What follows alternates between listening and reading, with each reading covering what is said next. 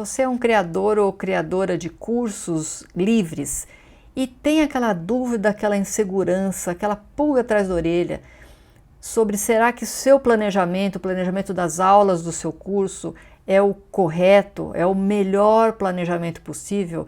Você se pergunta como que se faz um planejamento para uma aprendizagem bem-sucedida?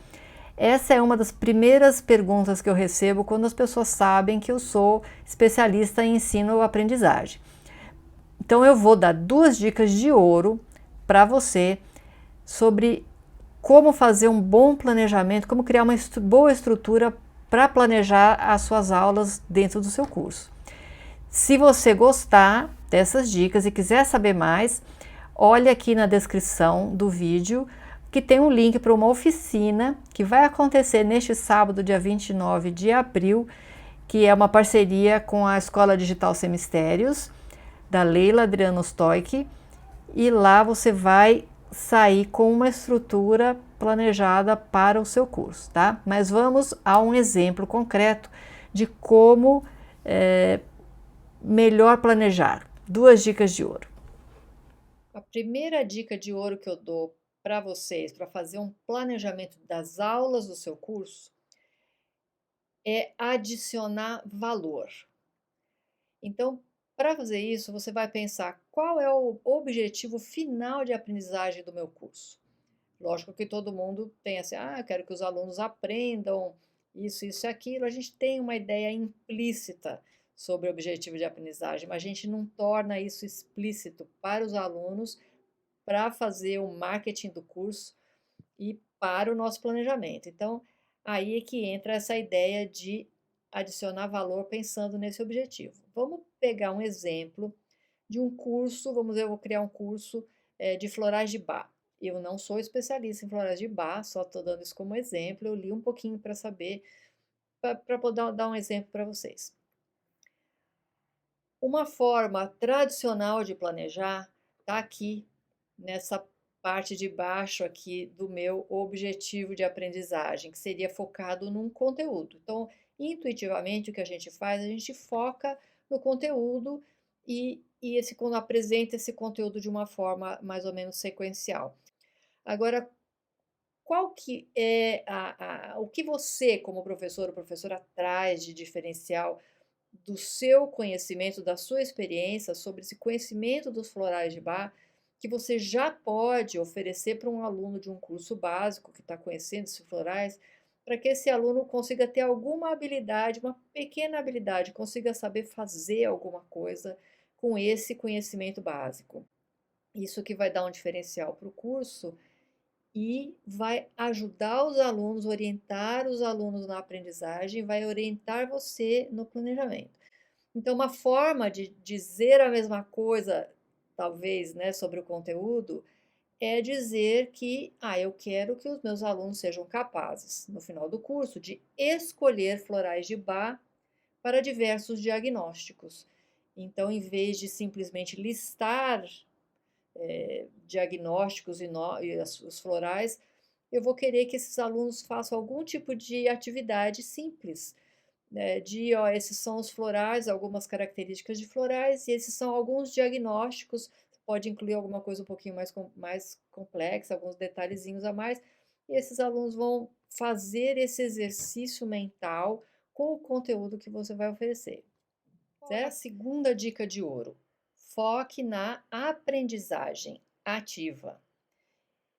Então, você vai pensar o quê? Depois que você tem o objetivo que você quer bem claro para o seu curso, que no nosso exemplo aqui é escolher florais de Bach para diversos diagnósticos. Antes de pensar em qualquer aula, e escrever qualquer aula, qualquer atividade, você vai pensar numa estrutura do quê?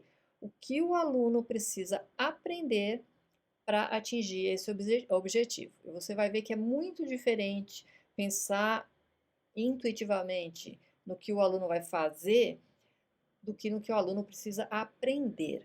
Então, aqui embaixo a gente tem um exemplo do planejamento intuitivo que normalmente foca, sem a gente pensar, sem a gente ter uma consciência, no fazer, né? Então, normalmente, quando tem muito conteúdo, o estudante vai fazer o quê? O estudante vai ler sobre os florais, vai ler sobre a história do bar, vai ler sobre como indicar florais, e existe uma expectativa, um esperar que os estudantes, a partir desse conteúdo, consigam ter alguma habilidade, desenvolver depois na sua vida e tal. A gente não se coloca para ensinar uma habilidade para esses estudantes, mesmo quando o conteúdo ainda é básico, esse estudante está começando. Eu vou pensar o que esse estudante pode conseguir fazer, que é o meu objetivo aqui, escolher florais de bar. Isso pode ser de uma forma muito simples, numa atividade final em que você vai dar alguns florais e dar alguns diagnósticos, umas descrições de diagnósticos, e o aluno vai ter que fazer, relaciona uma coisa com a outra. Mas você vai ativar o raciocínio, você vai ativar um raciocínio sobre o conteúdo. Então, como é que a gente pode pensar uma lista do que o aluno precisa aprender para atingir esse objetivo, que é escolher os florais para um diagnóstico? Então, primeiro, o aluno teria, você como especialista sabe que é muito importante conseguir explicar os grupos de emoções e funções dos florais, eu estou supondo isso, tá? Mas eu imagino que é importante como uma habilidade cognitiva, você, na hora que você consegue explicar, ter uma certa desenvoltura, você já consegue é, é, fazer os diagnósticos com um pouquinho mais de fluidez. Então, os estudantes precisam aprender a explicar os grupos de emoções, explicar as funções florais e depois relacionar um floral com um diagnóstico. E aí, a partir dessa estrutura que você pensou, precisa aprender isso, isso e aquilo, que aí sim você vai pensar que aulas que eu tenho que dar, essa vai ser a sequência, que aulas eu vou ter que dar e que atividades os alunos vão fazer. Então, a partir dessa estrutura, você vai pensar em atividades e aulas de acordo com o seu contexto. Se você vai dar um curso online e que o estudante vai aprender individualmente, sozinho ou sozinha, você faz pequenas aulas e com conteúdo, e aí como é que você faz uma atividade para que o aluno consiga explicar os 7 grupos de emoções?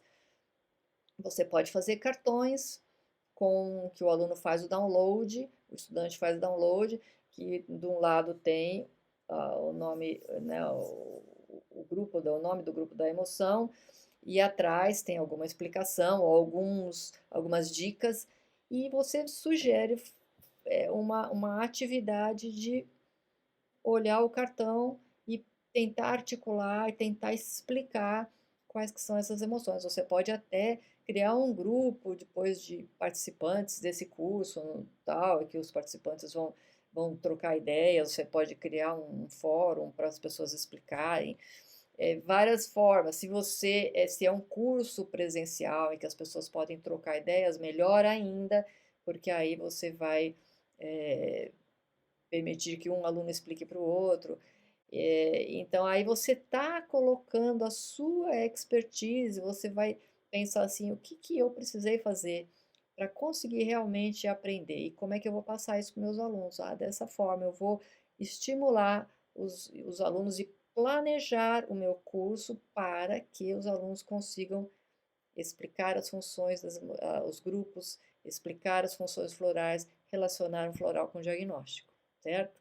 Então, essa é a ideia básica e geral que eu espero que consiga mexer um pouquinho com a forma como você planeja e dar um ganho para você no mercado e um ganho para os seus alunos de aprendizagem e uma facilidade, vamos dizer, uma estrutura para o seu planejamento, tá bom?